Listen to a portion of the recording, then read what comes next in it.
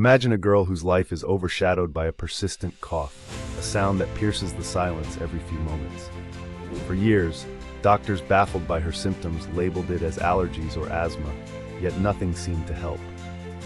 This relentless cough was eventually linked to a rare genetic disorder known as Ehlers-Danlos syndrome. This disorder affects connective tissues, leading to problems in the lungs and other organs. As she traveled from specialist to specialist, the mystery deepened. Researchers are now exploring innovative treatments, including gene therapy, to provide relief and possibly a cure. The story highlights the intersection of genetics and persistent symptoms, raising awareness for similar cases.